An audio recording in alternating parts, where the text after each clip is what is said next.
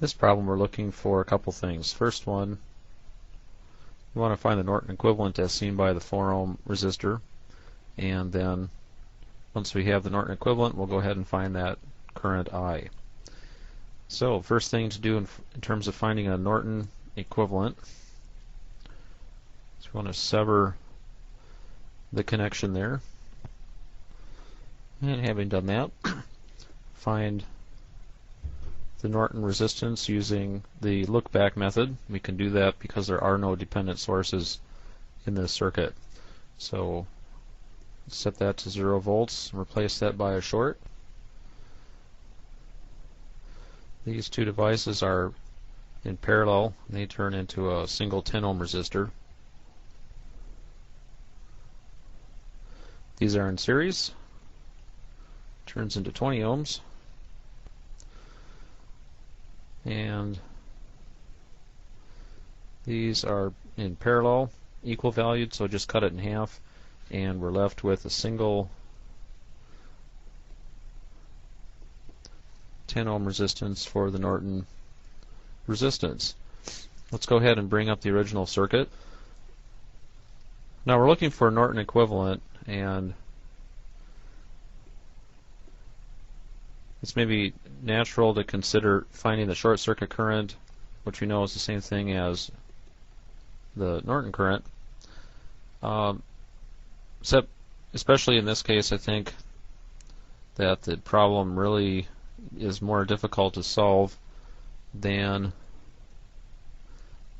trying to find the open circuit voltage. Because if we do that, it turns out that if we apply some nodal analysis, we get a pretty simple set of equations to solve. So if we find the open circuit voltage, we know the Thevenin voltage is the same thing, and we can always get the Norton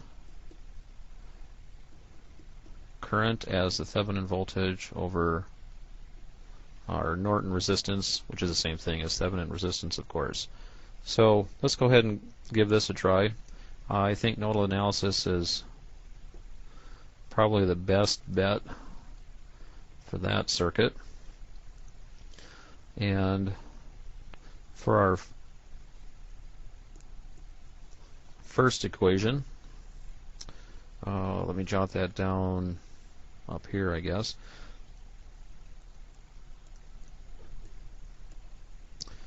Vx minus 30 over 60 plus Vx over 12 plus Vx minus VOC over 10 equals 0. For the second equation associated with VOC, we'll have VOC minus 30 divided by 20 ohm plus VOC minus Vx over 10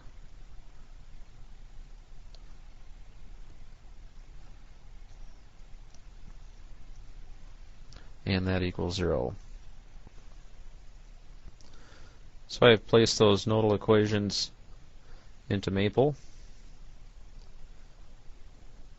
and solution says that the open circuit voltage is 35 divided by 2 volts, which we can then use as the result 17.5 volts. So let me bring up the original circuit again.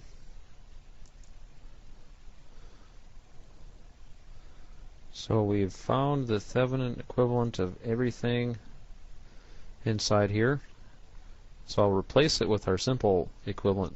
I'm sorry, we found the Norton equivalent, so let's replace that.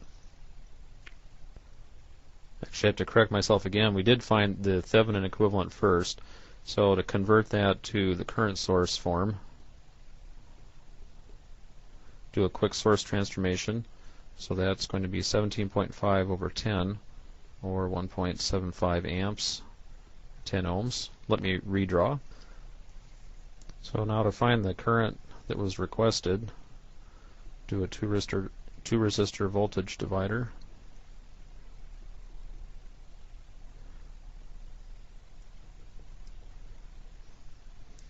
And we get 1 1/4 amps.